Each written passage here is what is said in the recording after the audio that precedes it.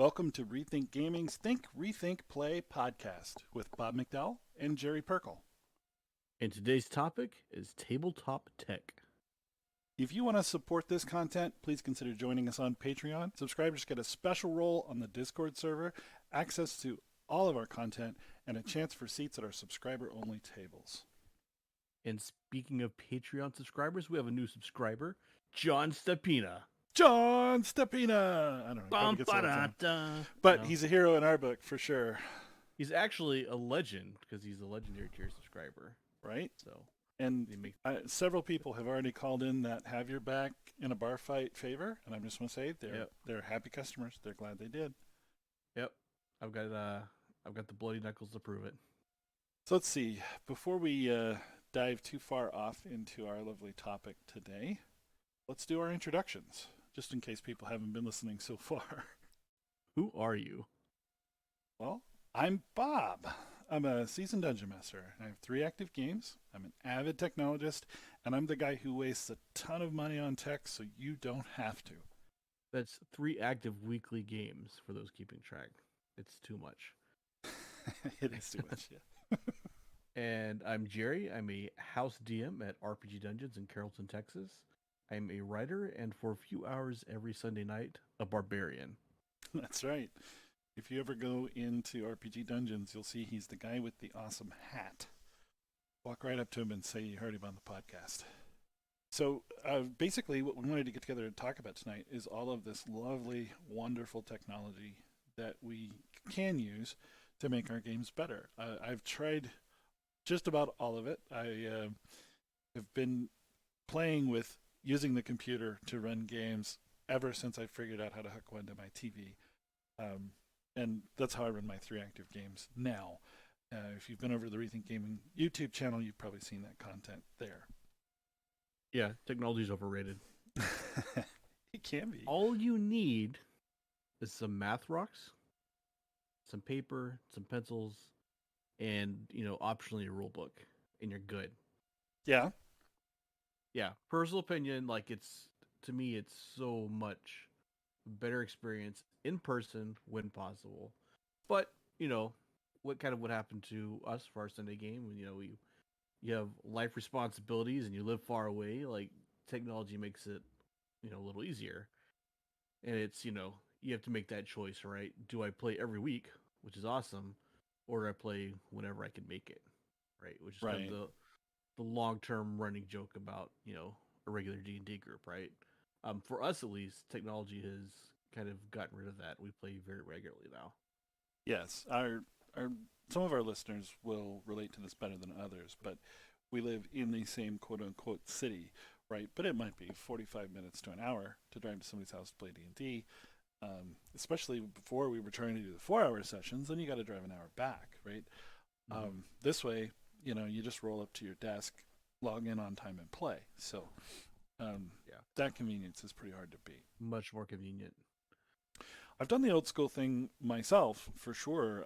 My favorite story of that is when we went camping in the cave. And if you've known me tell stories for long, you've probably heard me tell a story about camping in the cave. And it's literally just like, we don't need to bring a tent because we're going to be in the mouth of a cave kind of camping. Well, we did more than one time bring the role-playing books. And we were playing a lot of riffs back then. This is the 90s, forgive me. But... Yeah. With the stalagmites dripping on the books as we're reading them by flashlight, rolling the dice and doing our best we can to tell stories. I mean, it can be done. It leaves a lot to be desired. I mean, a comfy table and some Mountain Dew go a long way in a game. You really beat that ambiance, though, right? Yeah, if we had thought about it ahead of time, we could have played the right kind of game for that, right? Yeah. But, yeah. Definitely have roughed it and played. Some of my favorite memories are, I'm playing a paladin at my buddy's house. We're playing D&D on a pool table that has had, again, Mountain Dew, which is not a sponsor. It's spilled all over the table. It's kind of a sticky, gross pool table with some graph paper on it. And instead of a mini, I've got a bottle cap. Right? That was my paladin. Had a little letter J on it for Jerry, because that was mine. I saw a advertisement on Facebook. Somebody was looking for some help, and I would have volunteered. Like, it came this close, but they were looking at doing role playing games at camp, and they were going to use sand tables to handle the battle mapping parts of That's it. actually a pretty cool idea. Yeah, Yeah. that's part of what sold me on it. I'm like, honey, can I go? And it's Sure. like, no, I don't want to blow a week vacation on that. Sorry, kids, but I got things to do. I mean, it's about as convenient, but a little dirtier than like dry erase, right? So Yeah, yeah, yeah, and much more resilient. Could you imagine packing 30 dry erase boards or whatever out to a campsite? I wouldn't want to be sure. that guy. They could basket weave little minis. Yeah. I don't know. I've actually never been to camp. Wasn't a thing. I went to church camp many times, but they would have lectured you for playing D&D. So Oh, I'm sure back then. yeah, I can't Yeah. say I've ever combined those experiences. But that's been a while though. Let's not talk about how long. It's a little depressing. Well, as they say, it's not the 1980s anymore. Do they say that? Well, somebody does. I don't know. Oh. Seemed like the right thing to say at the time. That's certainly not the case on my Spotify playlist. It is definitely the 80s still. Yeah, well, and I still Early 80s, late 70s. we think gaming followers will rejoice when we finally get our 80s series of modules out the door. That's going to be an Yes. epic product. As soon as we can figure out how to do it in a way that we love without getting sued, it's going to be awesome. So let's talk a little bit about some of the things that we're doing. Everybody really with an online presence is doing at least some of these things just to leverage this wonderful tech. And let's dive into it a little bit first. Let's talk about the Discord server, right? Everybody has a community Discord server. Oh, come join our Discord Sure. server. Come join our Discord server. We have one too. Yep. Even these old guys have a Discord server. That's right. Yeah, no, it's a great chat platform. It's probably the best out there right now that I know about. Except we record on it. We're recording on it right now. That's right. Our 3 online games that Bob runs are all over Discord. That's right. Why do you like it though? Well, so I first got into it for the voice channels. Having been into voice online for a long time, I mean, like I was a World of Warcraft guild leader, so Mumble, Roger Wilco, I mean, you name it, right? Discord with the drop-in, drop-out channels and the visibility of who's in them, as well as some of the technology that they just sort of kind of kept adding as they were building up speed, made it the go-to voice platform for me. Like we had done it with Skype very recently, right? But Skype, those are calls, and so it's you reaching out to somebody to pull them into a thing, and they might get disconnected and drop out of the thing. The Discord approach is really more channels. Here's a thing, you can hop into it or not, and the text is the same way. If you don't want to hear what the other group is yakking it up about, you can mute that text channel, and it will ever send you notifications unless somebody does an at mention. Stupid admins and their at mentions. Right, and it supports video. We don't use it, but Yeah. Well, and the stage, we talked about doing some things with stages. So they're just adding things to it all the time. It's pretty innovative in terms of a platform. As far as the chat features and such, it's not amazing, but it's pretty good. Yeah. And behind the scenes, from a also security cross-platform, admin right? perspective. Well, yes. I've never seen anybody who's had any trouble using Discord. I mean, sometimes with your audio setup, but that's really more your local situation than it is Right. Discord, right?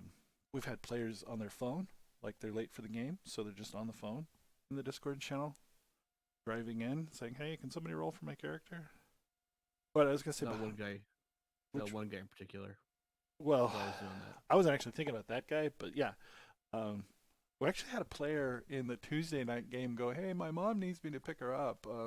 We're gonna have to pause this," and he's like, "No, wait, I can just dial in." So he was, he went remote after the game had started. That's the first time that had ever happened. No, I really appreciate, as an admin, the ability to kind of go in and tweak with all the little channel settings. You can really get very granular on who can do what in which place, and that's super helpful. Just to give you kind of a sense of security. Not that our, Discord server is like some weird and unruly place. I mean, it could be one day, but we got all that sort of built first. Like you have to have rights to get into the channels where the weekly games are going, and we could even drill down into that even more. And so you have to be in this weekly games group to get in that channel. We don't need it yet, but it's all there and doesn't cost a dime and is pretty intuitive. I'm actually a little bit offended that you don't find me weird and unruly. No, not very often. You got to step that up. Yeah, I gotta set my game up, Right? Um, yeah, and, I don't really, I'm an admin on the server. I don't really mess with it much, except for I've created some custom emojis.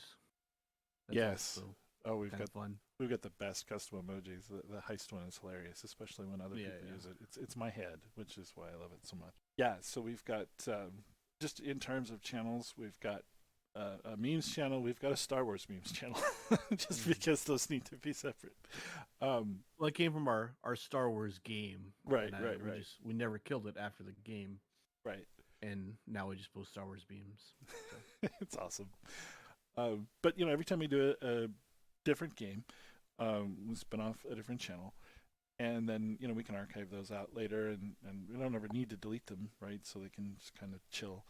But it's kind of cool. I was back looking at the Ghost of Saltmarsh the other day because I was looking for that song that one of our players had sung for the election campaign. If you remember those shenanigans, um, I went back to go find that. It was still in there, and just kind of chilling in the yeah, channel. That was nice. Um, we've got voice channels to support 5 or 6 different games going at the same time. As mentioned, this is what we call our on the air channel on the Discord server. And if you are a subscriber, you're welcome to come and listen. If you're interested in being a guest, let us know. But that's just how we do it. We give you permissions and you jump in the channel. Here you are on the show, right? So, um, super, super lightweight in terms of getting people connected. Say, in terms of being a player and coming on board, almost none of them need to be explained what Discord is or how to get on it, So that has been a benefit as well. Like we haven't had to do any onboarding or training about how this is how you use Discord and these are the settings you need. right. The two of us working in IT, the last thing we want to do is play tech support Well, right. for our games. And for these digital games, it helps to be tech savvy or have access to someone who is. But I have one player, and I don't want to call her out at all. If you're listening to this, don't take it this way. But she's not handy with a computer. Like, she has no problems. So it's nice, and people from all walks of life, I think, can use it pretty well. To my knowledge, nobody's really struggled with it much. Once they get it going, get their audio devices sorted out. There are some plugins. Yeah. So what plugins you like that we use here? So I love the D&D Beyond one. I think it's pronounced Avray. I've used it before. I actually used it in somebody else's server. They were doing a one-shot game, and I'm like, well, I'm a D&D Beyond character, and I see you have the bot loaded, so I'm just going to use that to roll. You can feed it commands, and it'll go to the Beyond server, do the thing, and come back with the result. It's pretty handy. You could almost run a game just on that. Sure. It's got access to the it's not the monster manual, but it's the monsters that are in D&D Beyond, right? It does, So yes. Yeah, you can start little encounters and it'll do initiative tracking and you can say like goblin to attack or whatever and it'll roll that out for you. Super handy. One thing that's a little weird, especially like in that one shot, it's not required. You kind of have to. That one does take a little bit of training to use, right? Because the syntax, really for any chatbot, is going to be a little weird and a little different. Mhm. So people can't just, throw dice in the channel, especially if there's another dice bot running. Or, I've been in games where people are rolling on the table and reading it to you, which seems weird to me to mix the tech and the old school. It's possible, right? It's viable. Well, so you say that, but I've actually run into the opposite thing in my weekly game. We play in person at a table. No one rolls physical dice anymore. They Yeah. all use Beyond. It's a little weird to me. Like I don't know, but they just we'll talk about Beyond a bit later. But you can buy fancy dice, and they all like their fancy dice. And the log is also very helpful, right? You don't get that when you're rolling on a table. So even sometimes within a team, within a combat encounter on the same turn, I'll roll dice and I'll forget what the outcome is. Right, as a Yeah. DM, that's pretty bad. So a log is helpful. I get that. Yeah, I've seen like Bluetooth dice that'll report the result back and such, but they're god awful expensive, and I've never actually Mhm. seen them in use. If you're gonna commit to using technology, go all the way, right? Like I don't know why you would use something like that. Well, one of the core advantages of rolling digitally where everybody can see it is that everybody can see it, and I'm not in calling anybody out, but I have had some players in the past where I'm going to have to sit next to you because you're a cheater. And generally, like there are people whose ethical systems are such that if they don't get caught, it's not cheating. They're Yeah, supposed to push things as far as they can. That's just how they're wired. which is a weird thing to cheat in role playing. I find because a lot of times the spectacular failures are what makes the game hilarious and fun. Yeah, it's weird. You see people. Oh, it's the same. Dungeon masters do it too. I guess what I say it's fudging. I guess to some extent, it's Mhm. like I didn't want to fail that roll, so I'm going to come Mhm. up with a reason to roll it again or something. And the digital just sort of takes all of that away. You can't say, "Oops, it went in the floor." Right? It's Sure, not a sure. thing anymore. Be kind of funny if it was, but it's not. Yeah. Speaking of dice, though, the dice parser bot Mhm. is another good one that we've got added. I've played with several different dice bots. That one, it's hard to stump. That one, I've played with non D&D systems. Obviously, if you're playing D&D, so many great tools for that. Avray is the Mhm. way to go, right? Avray hooked into Beyond, bingo. But if you're playing something else and they want you to roll dice that are weird, and they all do, right? They gotta have some kind of gimmick differentiator, you might call it. Mhm. Like dice parser, pretty darn cool. Again, you have to either build a macro. Um, no, still, you have to train your players on how to use it because Right. it's not obvious. Takes a little computer science. Yeah, So just kind of imagining again that Star Wars D6 system that we played. It's got the exploding dice where if you get a six on a certain roll, you mm-hmm. keep rolling and Just on the one die, and if you get a one, it actually takes one of the other dice away. Yeah, dice parser can do it. That's typically a test, by the way, for me. When I'm like, what are the capabilities of this thing? Can it do that weird ass dice system? And yeah, it actually can. I forget the exact macro, but I've got it written down somewhere. all right. That's enough for Discord. Um, what about the audio experience? I can Yeah. remember that was actually the first thing that I brought into D&D as far as technology was concerned. You're playing in person, and it was long enough ago that like Bluetooth speakers for phones weren't a thing. And so I ran a very long audio cable from a computer to a entertainment system, just a receiver, with my big Yeah. speakers for my TV. I had music for ambiance and sound effects and stuff like that. Yeah, it's key. A lot of people are doing soundtrack stuff and asking, "Hey, do you have any Mhm. advice for soundtracks?" And ambiance is super key. It can be very helpful. It takes management. I mean, it's not an Mhm. easy thing to do by any means. Um, Early experience with it, I remember a player's like, "That song has played 4 times now. Can you turn it off?" It's like, "Oh shit, I didn't even notice. Sorry." Right. Well, actually, I got the. It was actually last week. I had the DJ role taken from me Ah. because the music I was playing was too mellow. And I was Oh. like, I'm literally playing a soundtrack called, you know, Mellow Dungeons. Like it's just a random thing on Spotify. Like, come on. Yeah, So it's yeah, like you nailed the ambiance you were going for. right, right. So That's funny. Yeah, so also on the audio side, like if you're really getting into tech, and I did this recently for a different reason, but I'm currently now talking through an Evo 8. We're recording with Reaper. I actually use Reaper all the time to do mic filtering now. That little rabbit hole goes deep. I mean, I did not know how much I did not know about audio, and I still do not. Like there are buttons on this thing that scare me. Like I don't know what they do. I don't know what they mean. I could I'm at the point probably now. figure Like, it out, but yeah, I know enough to know that I don't care to go any further right. down that rabbit hole because it sounds expensive. Well, it is. It is expensive and Yeah, it's difficult too. Like, and it's easy to screw up. And there are 939 buttons. And again, like, why do I need so many buttons? Ah. yeah.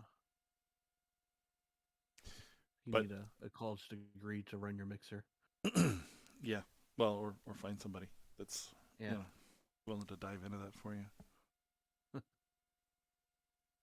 Um, for my um, soundtrack needs, though, we were talking about just a minute ago, I've Mhm. switched now totally to Sirenscape for the whole thing, Mhm. for better or worse. And again, if you're on the YouTube channel, you can hear it in use. You just want to pop over there and see what it's like. I use it every game to some extent. If we're fighting, that's when it's definitely going to be rolling because the combat music is actually now part of how I tell the players we're in combat. um, I don't have to say roll initiative. I just click the button that plays the fight music, and they go, "Oh crap!" and they'll just start rolling. So Yeah. um, that And works. it's yeah, my opinion on it. You know, it's hit or miss like anything else, right? Some of the tracks are really great. Mm-hmm. Um, some of the ambiance tracks, like the fighting, like in my opinion, like you have that one guy, the level and that one sound bit's a little too high, so you just hear, "Uh, uh," Yeah. like it's like, Yeah, in the Star Wars game, we got into soundboards first, right? And that's for what a led me. couple of players actually. Yeah, Yeah, the players were actually running them. So we had one of the players who was a Wookiee had his Wookiee sound effects, and then a Jawa. That was a good time. yeah, Except for they wouldn't speak in character in English, right?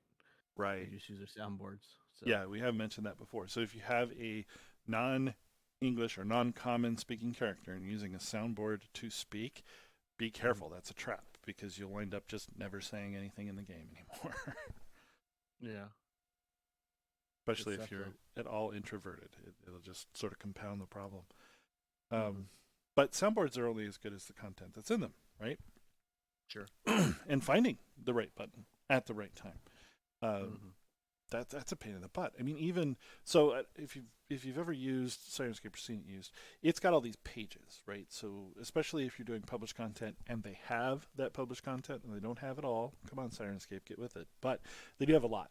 And so for Waterdeep Dragon Heist, right, I can go to that chapter, Fireball, click that, and then here are all of the scenes in that chapter on this next little tab run down the line, and I can click that, and it will immediately start playing the ambiance for this thing. And it's a board, and it's built of all of these loops. So there's a musical loop and the sound effect loops.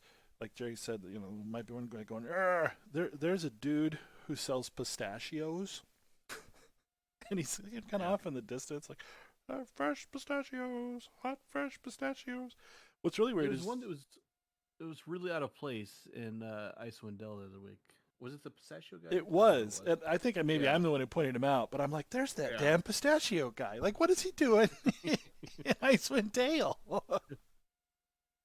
What, the people in the Tin Towns don't deserve pistachios? They must be imported. I don't know, man. Yeah. Of course, I guess Yeah. they're not growing a lot of But food up I mean, there it right kind of now. that brings up a good aside, right? Like, you are a busy person as a game master, dungeon master, right? If Yes, you're gonna bring something in, especially something like a soundboard, right? Uh, make sure it's not detracting from the other things that you're doing, right. right? No, it's so true. Because the last thing you want if you're trying to elevate your experience, but you're actually hurting it, you know, Yeah, just pay attention to that. But again, Sirenscape, it makes it pretty easy. You're talking about the loops and the organization. Yeah, trying to roll something like that on your own would probably be pretty tough. oh yeah. Well, I want to talk about that too a little bit later, but just like prep for digital is Hmm. genuinely a lot harder than Hmm. prep for physical. And that's part of it. Like knowing where those sounds are and what they sound like and when you're going to get sick of them. Well, that's an art. And I do wish I spent more time on it. I will admit that I don't. Um, but, it's priorities for me. So I've got the volume turned down relatively low. And that's another thing we do with Discord. Going back to Discord, you can do volume on individual people, and we put Sirenscape in the Discord channel as a separate person. But I got him turned down a little bit. Everybody can adjust him how they prefer on their own end, and then if it starts going weird, I'll just stop it, or I'll go find that giant grunt, or you know, there's a red Sonya woman fighter, and she's pretty distracting too. So I usually just go find her and like stop looping that, please. Or if they kill all of the goblins, then I go find all the goblin sounds, like stop, stop, stop, stop. And I can do this on somebody else's turn. But it's not a priority. Like if it's pay attention to the game or go find the goblins, pay attention to the game. Definitely wins, right? Sure. All right. So we've put a lot of content out there. We've played with some different streaming and recording options. Um, some of them better than others. Yeah. Um, what do you think's worked for us? What has not worked? Well, we could start with what did not work. I think Facebook as a platform was That's pretty bad. pretty terrible. Yeah. Yep. Yeah. Why though? I mean, We I had a mean, lot of compressive videos, right? Like, yeah. you couldn't see the digital maps, you couldn't read anything. So it was Yes. pretty awful. And we had a lot of lost content.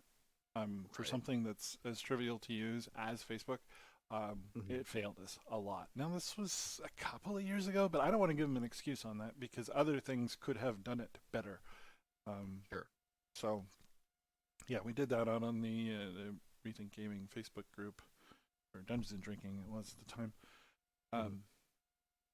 So, yeah, that was terrible. It's really bad when, like, you don't get an episode up there, because there are people that are following it asynchronously, like it's not in real time, and it's the whole episode. It's just gone. You're not ever getting it back. It's not like you're gonna sit everybody down and play through that episode again.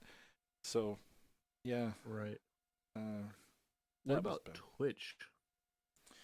So, Twitch worked, I think.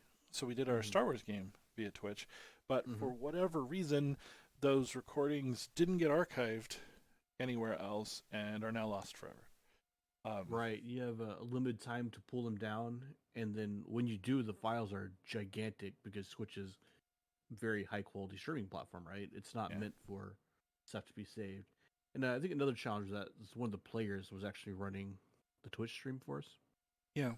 right? So coordinating files and stuff back and forth just didn't happen.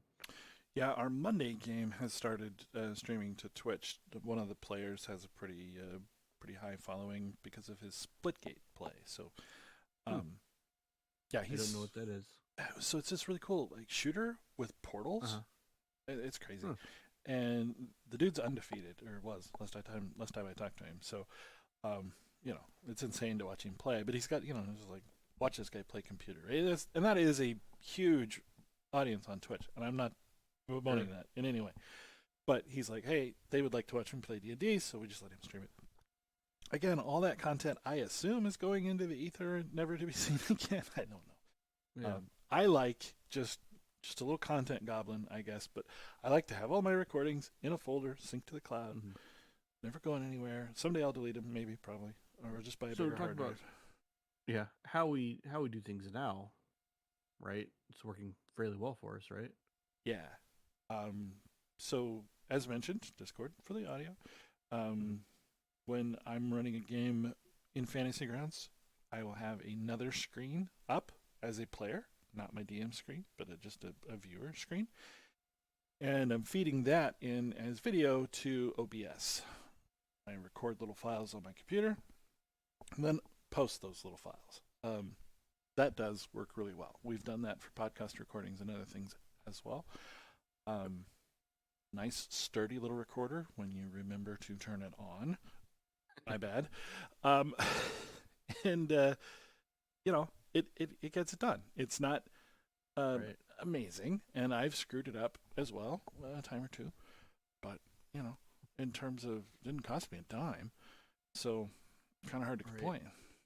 And those videos go straight to YouTube, basically, without any edits, so it's completely raw live play. Yeah. Probably a lot of cursing on there. A lot of cursing. Yep. Not for kids. Yeah. Definitely not for kids. Definitely not for kids.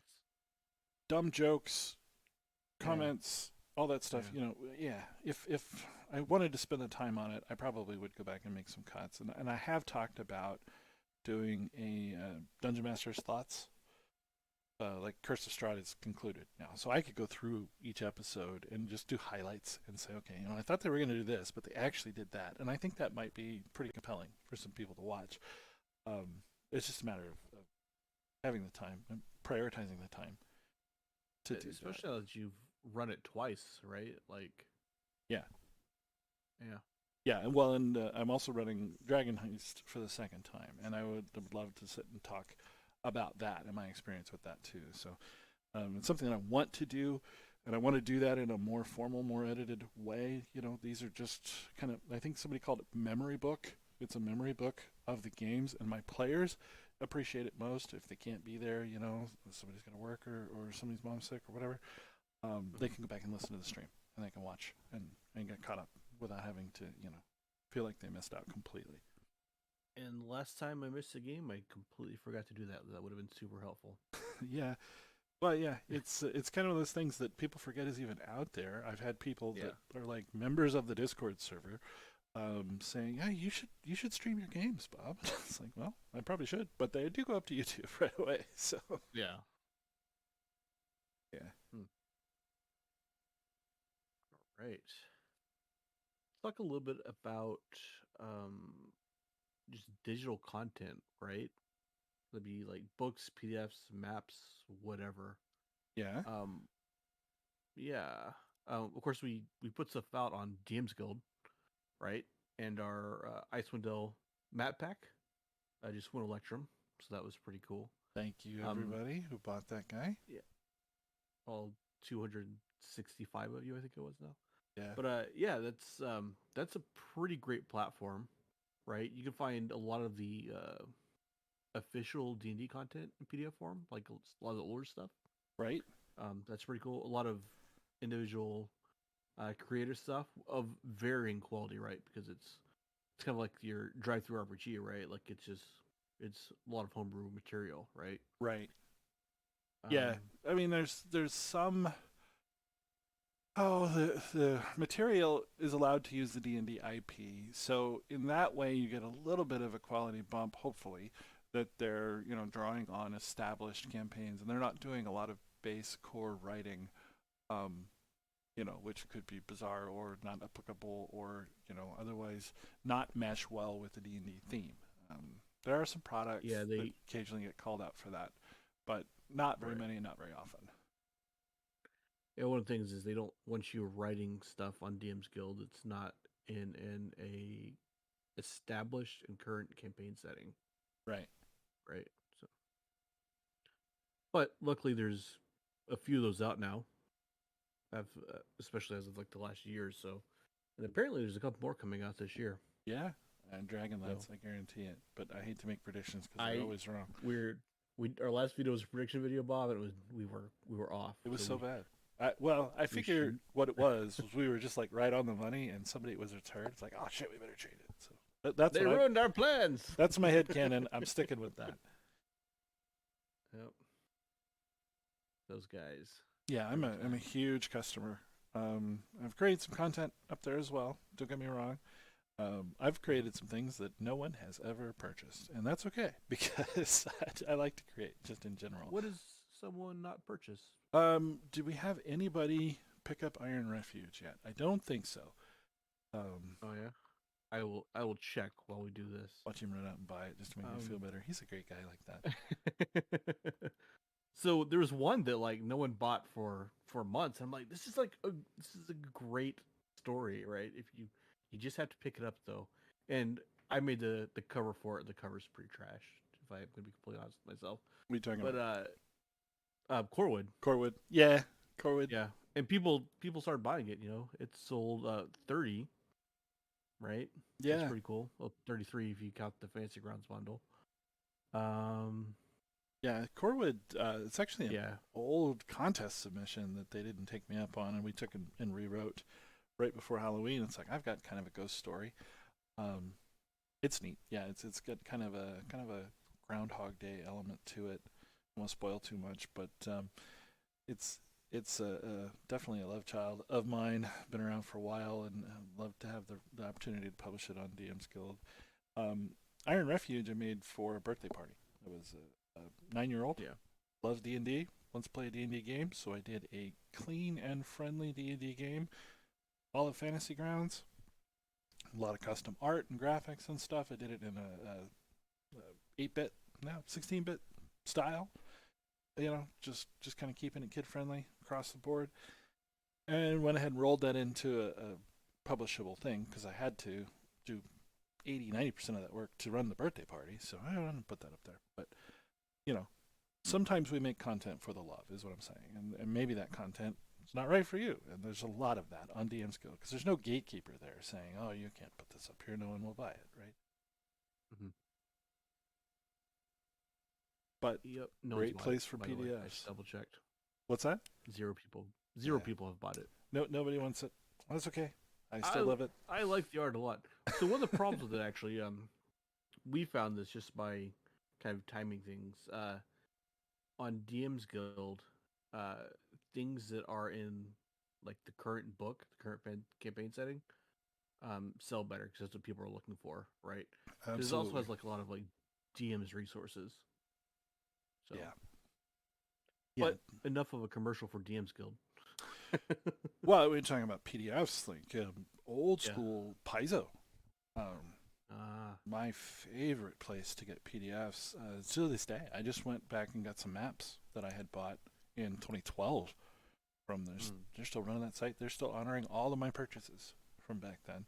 Not that DM's Guild isn't, but I did not buy a Pathfinder book in paper for 3 or 4 years straight. I did buy them all, and again, as an author, as a consumer, a lover of this product, I do recommend that you buy your products and support your people who make this stuff for you. Mm-hmm. But it's out there. Paizo, though, I gave them $12 for a PDF over a decade ago. They're still holding that PDF for me, and go get it whenever I want. Yeah, pretty damn respectable. Last time I logged in to my Paizo account was probably about a year and a half ago. I got a Humble Bundle. Yeah. There was a ton of Paizo content, like right before, I guess Pathfinder 2E came out. Yeah. And so got a ton of content, and then logged in my account, and they had all my old stuff in there too that I completely forgot existed. Yeah, it's super cool. The PDFs were decent quality. They were layered strangely, and I only know that because I tried to pull them apart. Because I will do things like put the text into a text-to-speech reader and then listen to a robot read me the book on the way to work. So Paizo made some of that difficult, and I don't know why, but minor annoyance, like some find and replace, fix a lot of that up. But in general, it's pretty good stuff, and pulling the art out of there for when I'm doing digital prep for my own home use products, not products, but game situations. Relatively straightforward to do that too. But modern day, we don't have to go to that trouble because I can open D&D Beyond and do right-click, save image as. Yep. Super helpful. Yeah. And some great things about Beyond, like the fact that all those pages are indexed. Mm-hmm. Just a quick Google search and you have access to all this content. Oh, the Beyond search engine itself is just phenomenal for internet arguments. Oh, I use that. I got Facebook in one tab, I got Beyond in the other, and somebody's asking a question about, Wild Surge sorcerer thing, and I'm like, well, this is the actual answer because of these words it's got right here, and I can search it. And somebody will occasionally go, well, what page is that on? I'm like, well, damn, I don't know. It's on this website. Bob's like, someone's wrong about D&D on the internet, and he cracks his knuckles and does a search. That's funny. I do. It's funny too because when I run the game, I don't care so much about getting it right. Usually, I'll let a player handle that for me. And for me, it's like, can I do this? And it's like, does it move the game forward in a way that I want? Yeah, you can do that. So it's just funny. Two different people, Bob running the game and Bob arguing about the rules. Yep. Well, those people is much nicer to encounter. Well, I've gotten nicer in my old age. I do try to be polite, and I try to put on a professional image. I'm a internet dude now, I guess. Yeah, are you? I am. Well, here I am, recording content, and I got my name all over everything. I'm on Reddit with my actual name, that kind of thing. So, yeah. So, good things and bad things with D&D Beyond, right? As a content platform. Something that gets a lot of people riled up, I guess, a bit is the fact that um, all of the official content is available for purchase on Beyond. Um, However, I mean, it doesn't come with the physical book. And if you buy the physical book, you don't Yeah. get Beyond. There's a good reason for it, right? They're completely separate platforms and completely separate companies. Exactly. Yeah, makes sense. But it doesn't deter some people from buying copies of both. You know, I know a guy that does that. I don't know what kind of monster would buy the same material more than once. Got to get this person on the show. It's Bob. Yeah, Bob's that guy. I actually buy it 3 times because I buy it for Fantasy Grounds as well, and it's an addiction. But and please send help. You do not buy alternate covers because that, I don't. sir, is absurd. Oh my god, I hate alternate covers, and it's funny because my wife is an avid collector and feeds my collection habit. Like she's currently trying to find me an Immortals set for a reasonable price for the old basic game. Right? She's on the hunt for that, looking all the time. And she'll occasionally go, "Oh, hey, look," and I'm like, "Did you just show me an alternate cover? Did you just tell me about a sale for an alternate cover? Do you even know me?" She's what you call an enabler. She is. It's not healthy. I don't do the alternate covers simply and purely because there is not an alternate cover for every book. Had there been, I might have chosen the alternate covers over the standard covers, but I want all of the books, and I want them to all be on the bookshelf, and I want them to all look like they belong together. So alternate covers, nope. Yeah, I hear what you're saying, but that's a strange argument to me. Yeah, this is the way I'm wired. I'm sorry. Just put them on a different shelf. Well, yeah, but I've got so many books and so few shelves. I could buy a bigger house, but You have a gigantic house and you have far too many bookshelves. a You lot have of an them are entire full room of board of games. bookshelves. So, yeah, those are almost all full. I've got about 3 empty shelves, and those are all down by the floor where nobody can see them. So, That's a different problem. We'll move on from that. yeah. I'm not gonna psychoanalyze that one. Well, that's nice. The cool thing about Kidding. Beyond and so forth is like I can just keep piling content in there, and I don't ever run out of room. I mean, that's pretty nice feature of technology. Mm-hmm. And sure enough, they'll keep throwing content out. But no, when you were talking about controversies, Yeah. I don't know if it pisses anybody else off. I mean, it could just be me, but I do not like the way they advertise at all. It starts on the little things. Like every link they send me is a link to their Twitter, which is a link to their website. Stop sending me through Twitter. Just link me to your website. You're the one who sent me the link. It could go anywhere you want. Why are you sending it to your Twitter? It's dumb. It's an extra hop. But then there's spoilers. Like you're just kind of scrolling through. And, and I guess it's a spoiler to call it out as a spoiler, but I'll see a particular image on the advertisement, and I'm thinking I would have loved to surprise my players with that. Yeah, there's a pretty bad one with Rime of the Frost Maiden, which again, we won't go into details, but There's 2. there's one that I recall, something we just encountered in the Sunday game.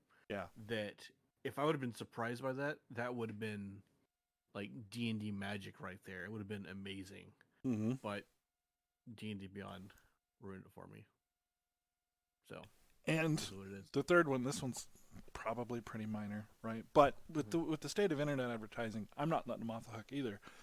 They know damn good well I have those books already, right? They know who I am. They have all the cookies. They know that I have them. Stop advertising them to me. I already have them. Stop it. I don't know. That part's weird too. It's like, oh, this guy really likes our site. Let's advertise the stuff to him. Dudes, I have the stuff. I can't buy any more stuff. I don't know. Yep. Non-targeted advertising. I don't know. I'm okay with them not correlating that data I guess. and advertising to me. I'm more okay with that, I feel. Count the blessings, I guess. Yeah. Well, they're not the only website out there, right? Yeah. For non-D&D content. Merkborg.com, right? amazing. But there's another site from Rookborg content called Liber Ludorum.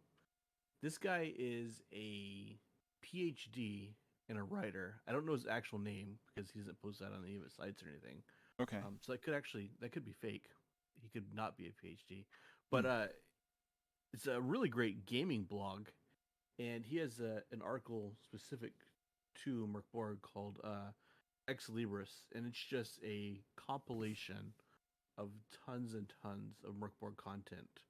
Right, so it's the official stuff, third party stuff that's kind of got a little buzz going to it, Mm-hmm. and yeah, it's an amazing resource for just finding that next game to run. Cool. So is it? I mean, it's a fan site, I guess, but it's like a well Mm-hmm. maintained, well Yeah. curated one. Yeah, and just his role playing generic content, his blog posts are phenomenal. They're Okay. you know Cool. incredibly polished and well written. We should have this guy on the podcast actually, We should. We should. We had and we the. will expose his real name Well, only if he wants us if to. he wants us to. If he wants us to. We had the Markberg creators on here before they realized Yep. how tiny our podcast was. So that was awesome and very generous of them to come and talk to us. But Yeah, those guys are great. they are, and they've got a cool little scene, and that was kind of what I was thinking too. Is like, is this guy a member of that scene, or is he, um, is he from this side of the pond? I wonder. I'm curious about this person now. I'm gonna have to do a little digging. Yeah, we'll look it up. And I guess we could throw some links in a Patreon post or something Yeah, after this podcast. Yeah, someone remind me to do that, or it might not get done. yeah, yeah. I'll ask the secretary to get right on that. Secretary. Here at Rethink Gaming Industries. We should call it Rethink Gaming Industries. That sounds like way cooler. Mhm. But anyways, the big thing I think with technology at the table is completely replacing the table with technology, right?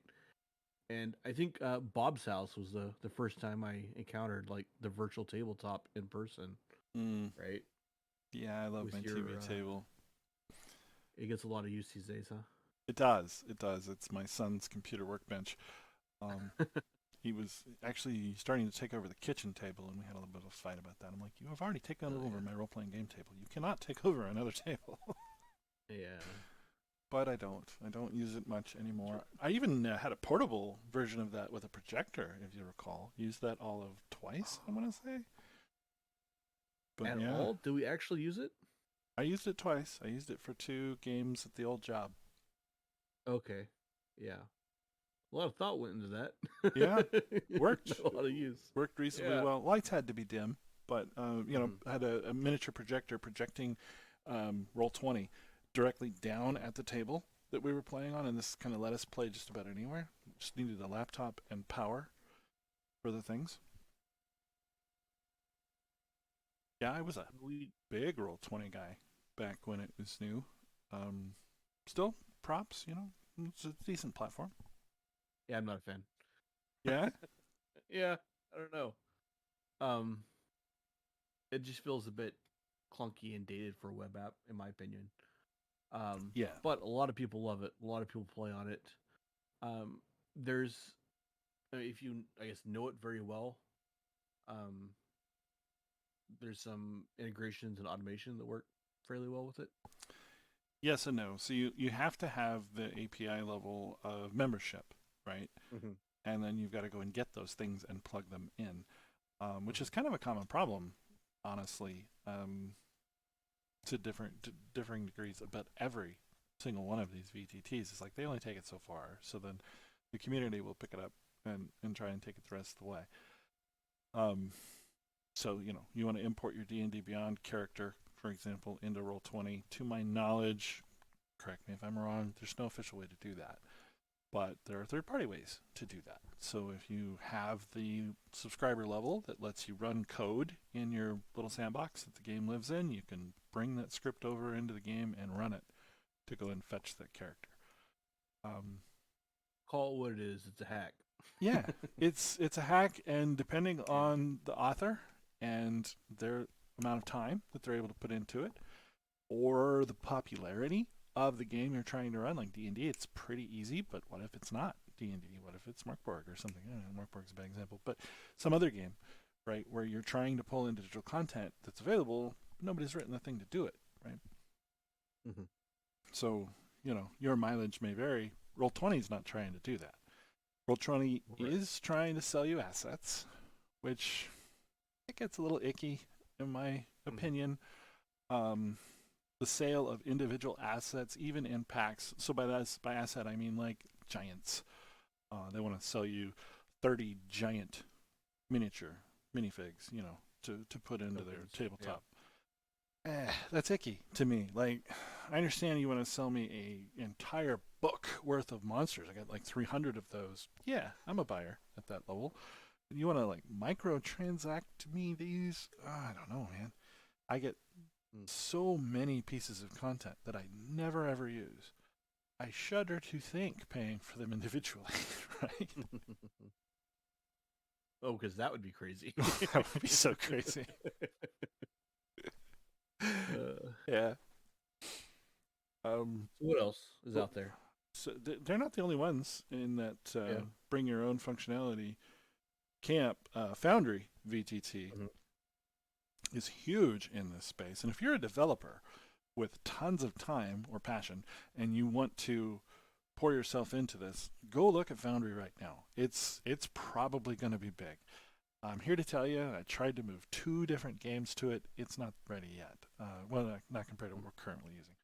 And again, it's just because this is Foundry takes you so far. They give you the dice and the table and the basic elements, the framework on which to do all the things, and then you have to extend it from there. So if you want it to automatically roll saving throws, you got to add something to get it to automatically roll saving throws.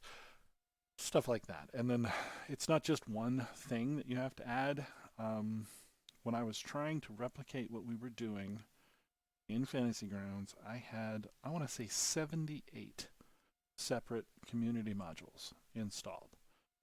Parts of these enabled, parts of those disabled, all this tweaking and stuff, and it still wasn't quite right. I mean, there's still a fair amount of functionality. You go right into the spell, and it would say, "This is coming soon." And, I get it, right? This is free content. This is being done by somebody's goodwill. But, I'm trying to run a game here, too. I can be patient, but I'm not looking for a reason to appreciate the technology. I want to run a game, and I want it to be smooth and successful, right? So is that a thick client? Is it web based? How does Foundry work? Both Roll20 and Foundry are web-based. In Foundry's case, you can run your own web servers. Gotcha. So Roll20 is a complete SaaS. You just log into a website. Yep. Foundry, you can roll your own. Yep. I actually had 3 of them running on my little house box, each on a different port. The reason I did that was I was going to do one for each game, right? Have a Monday server, Tuesday server, and just leave them up all the time. People get in and tweak their characters, prep for the game or whatever. Because like level ups usually happen asynchronously. I mean, not always. And if they don't happen, then we'll just wait to start the game until they do. But just kind of those little things. Also, Foundry lets you have more than one dungeon master. It's the only system I'm aware of that lets you do that. So I could set up a server and just hand the server to somebody else and say, "Hey, can you run the game for tonight? I can't make it." None of the others really are well equipped to do that, to my knowledge. Sure. I suppose you could give them your password, but don't ever give anybody else your password. That's just dumb. I'm never giving my password. It's not happening, Bob. But yeah, and then there's Fantasy Grounds, which are what we currently use, right? Right. Yeah, for For automation games. of a rule set that it understands, Fantasy Grounds is king. Hands down. And again, the community will pick up where it leaves off. The difference, though, is where Fantasy Grounds stops is just about as far as you need to go. I've not had even a lot of good luck with community add-ons. Like you can go to DM's Guild and buy them. One Click Druid, for example, is one where you can do your wild shapes and it'll transform you and transform you back and change your tokens, change your stats, and do all of the wonderful things. It's nice. Much better than doing like multiple tokens and things. but it was also buggy last time I used it. And Mm. authors, if you fixed it, I apologize. But my experience with it, which you can see on my YouTube recordings, is it doesn't work all the time. Hmm. The guy would transform into an elk and transform back, and wouldn't change his stats back, or something weird like that, right? So, yeah, but the Fantasy Grounds, everything that you do again and again and again and again and again, that's automated, right? That's, I think, the quickest, cleanest way to explain it. If you are always doing it over and over and over again, it's automated. Mhm. The things that are situational or occasional, they're not automated out of the box. Some of them are easy, some of them are hard. Displacer Cloak, pretty easy, right? We just build a custom effect for that. Some player abilities, where in this circumstance I get an extra 15-foot movement. No, we're not automating that because, for one thing, the game doesn't track how far you've moved in the first place, right? Right. So, yeah. If anybody wants a tutorial or has questions about Fantasy Grounds, hop on the Discord. Happy to help you. We actually ran that funky Star Wars game we were talking about through Fantasy Grounds. So that was what I want to call our summer of love, with Python and scraping a certain website that shall not be named to get all the stats. Why would we call it that?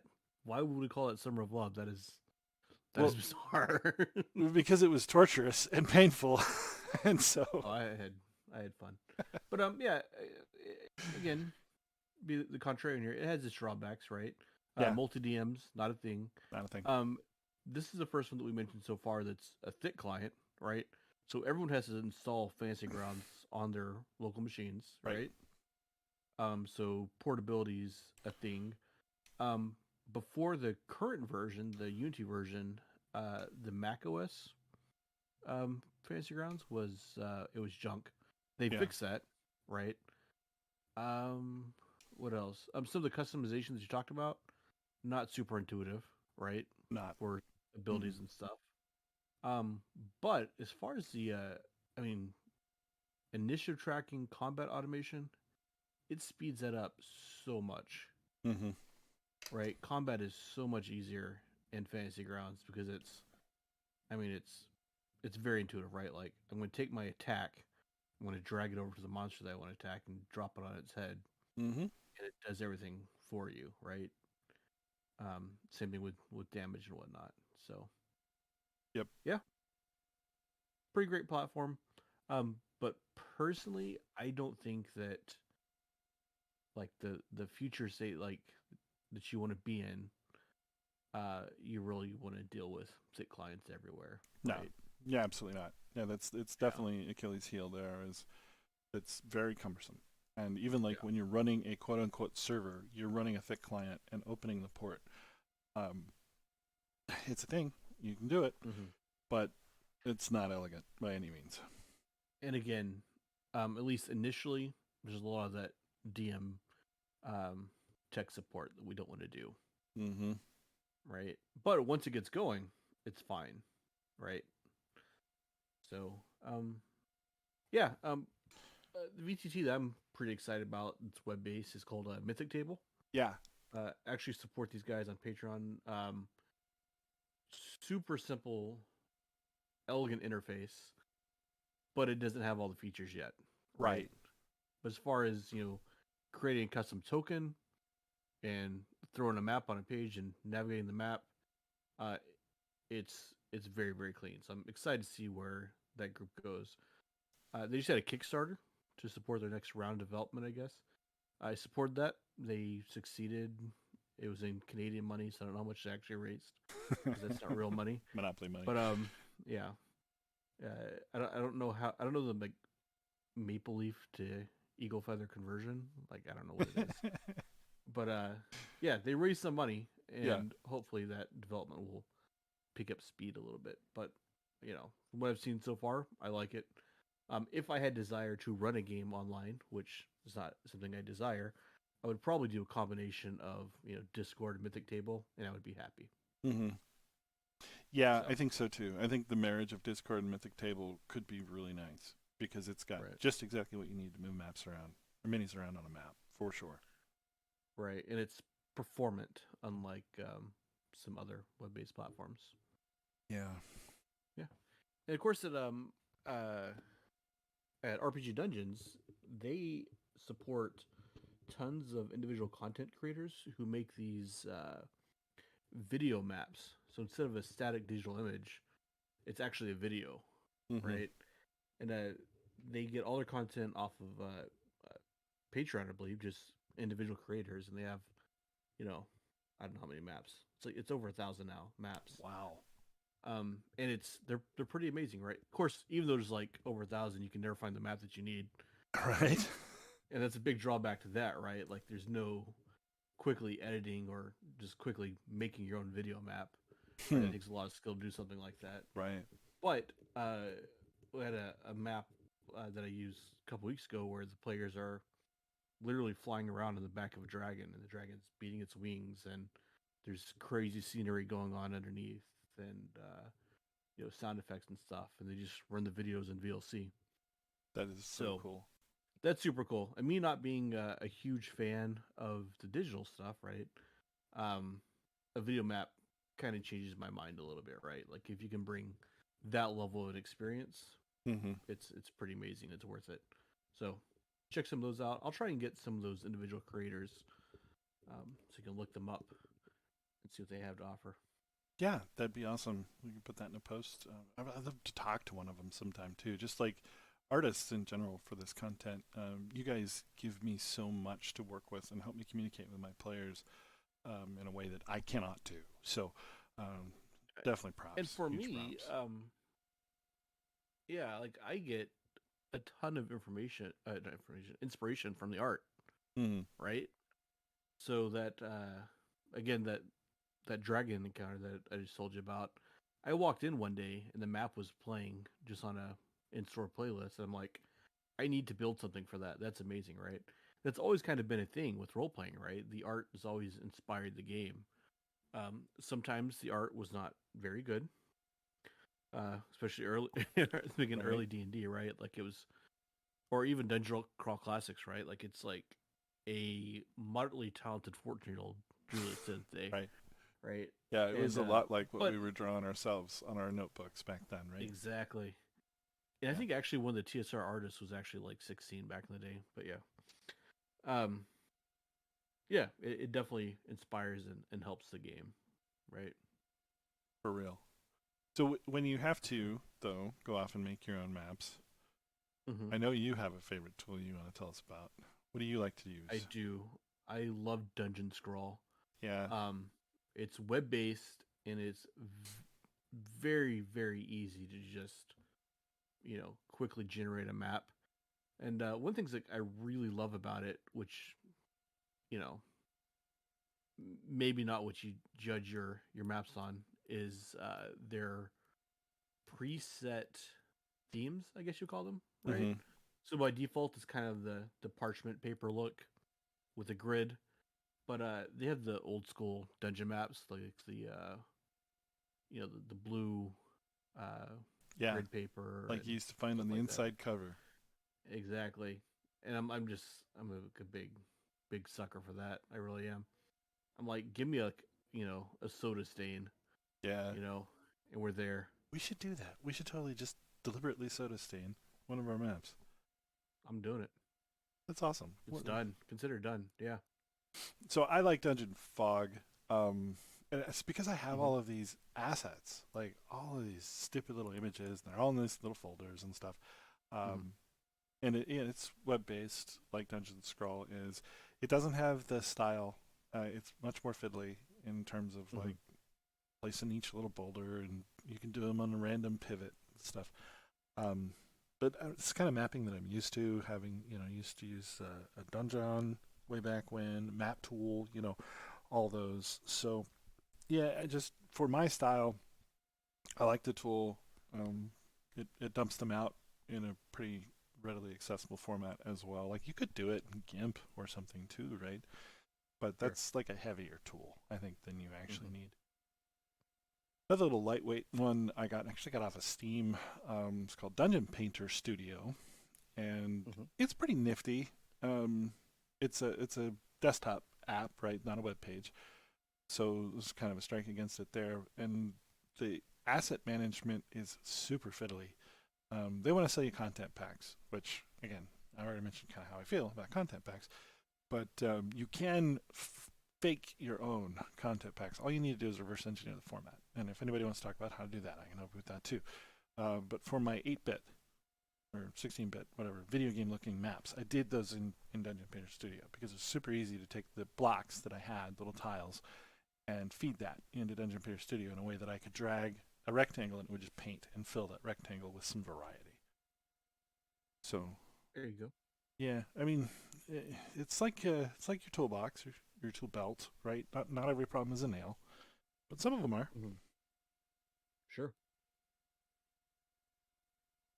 So, what other tools are out there that you like to use? Well, we mentioned my bookcases, right? Mm-hmm. So I am a grown ass man, as they say, who still buys children's hobby stuff that I used to buy when I was that age. I have this lovely little app called Collection Keeper Pro. It's gone through Okay. some iterations, but it helps me so much right now. I can pull it up right now and see that I have 575 RPG books. That's not a joke. Then I can search through them and see which ones I have, right? So Kelly will say, hey, do you have A3 in the Slave Lords series? I can pull it up and go, nope, I don't. I've got the anthology book, but I don't have that specific one, right? So if you can get it for $10, get it. Which is way too low. I Yeah, realize. that kind of beats my spreadsheet that I keep. Yeah. Well, and the other Yeah. cool thing, because this app is family shareable, I believe it's available on all of the platforms. I know it's Android and Windows. I think it's on Apple as well, but I don't quote me on that. But you can push and pull the database from Dropbox inside the app. So I can make edits, sync it. My wife can pull it down and pick it up from there, right? So we're working off the same database. Really, really handy for like, I am in a thrift store. Here's this book. Should I buy it or not? Super, super, super handy. There you go. A couple of things to mention. I don't think we covered when we talked about D&D Beyond, but I mentioned earlier that my players are in person but not rolling physical dice. Yeah. Uh, that's led me to use some of the other D&D Beyond tools, right? So they have in Alpha now a combat tracker. Mm-hmm. I used that for the first time last week at the table. Um, kind of useful because again, you can just click a monster and you have the Beyond entry for it, all right there.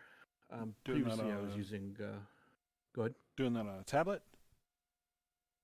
Actually, I run a small laptop, Okay. which is basically a tablet. It's a tablet with a keyboard, kind of, right? Yeah, At the table. It's a MacBook Air because all the cool kids use Macs, Bob. I know this. I've been told. Yeah, I keep telling you, but yeah. So there's that tool, and then just it integrates well with their encounter builder, Yeah. right? So I run the encounter, and there you go. Um, Yeah, yeah. they're creeping up on a VTT. I mean, any day now, I expect them to announce, If "Oh, we've got maps." right, if that combat tracker had any of the automation, Mm-hmm. like automatically tracking hit points and stuff, and notifying players of turns, uh, yeah, a lot of these VTTs would be in trouble. Mm-hmm. So It would. because it's really hard to beat that integrated content What? for D&D, right? It's already the best character builder. That's one of the reasons why I continue to subscribe. It is searchable, yes. We didn't talk about like it is the best way to make a character. I don't care who you are, fight me. The very best for making a character. And in fact, Um, we use a tool to TSR import them used, into we import them yeah, into Fantasy Grounds. I don't know. I'm going to disagree with you. TSR, once upon a time, released a compact disc in the early 90s that had a character builder that I Well, absolutely loved. I remember it was in the cover of the PHP. I still Yeah. think this is better, but maybe I can refresh my memory. But Yeah, it's probably nostalgia. I don't have machine that could run it. Actually, now that I think about it. So Well, and that's but yeah, that's one of great character the builder. one of the problems. That little app actually kind of tells the story of one of the problems with these digital platforms is, they they're transient. They do not last. Um, Go find a fourth edition player, and he can tell you what happened to his digital online tools, and what happened there, right? To all the digital books that he had access to, and his capability to run a game online just kind of went away one day. That app that was in that book never got patched a third time. I think they put out like 2 patches for it and walked away. I mean, it was a limited engagement that this particular development shop had put in, and Wizards didn't retain them to keep that app alive. So it didn't have like additional classes or errata or other things to it. If Beyond loses their D&D license, that's going to go away. Puff of smoke. I don't think it'll happen. I think the business relationship's pretty healthy, pretty strong. But you got to realize that they're not Wizards of the Coast. And even if they are, when 6th edition comes out, and it will, what happens then? Right. Just dust in the wind, man. Dust in the wind. Well, they're all getting paid somehow, right? Yeah. You've got to kind of keep that in mind. They're either looking for your membership, or Right. they're charging you by the piece of content. And definitely look at that when you're evaluating these digital systems. Like, what is motivating these people to do it? Is it their goodwill, like in Foundry? Well, downside to that is maybe they didn't finish the job.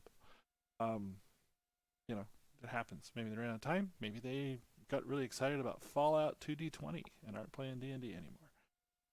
There you go. You know, um, How easy is it to bring that content in?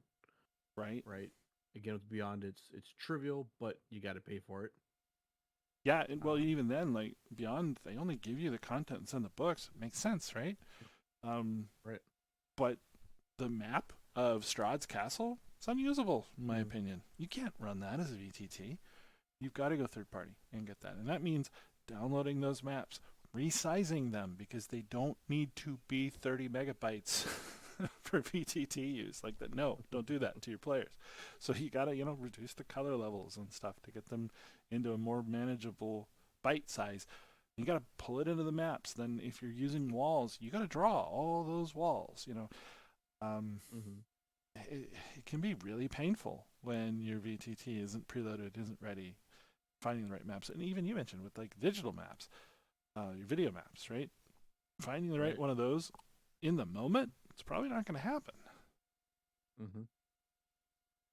So yeah, it's one of the things if you're just using a marker and squares on a table, you just start drawing, and you're explaining as you go, and the players just kind of take it in stride, and they're not really complaining or distracted.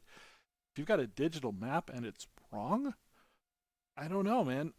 I've never had a player directly complain about it, but I get self-conscious about it when, like, I know this map is wrong. Like, it doesn't match what I'm describing to you. There's a picture there and it's wrong. I don't know. Yeah, it's definitely happened. Yeah. Hey, is that huge pile of gold actually there? Yeah, No, true. it's not. Fair point. Yeah. So, finding the right one and getting into the system, that's a thing. And it's a huge drawback to the digital world that we live in.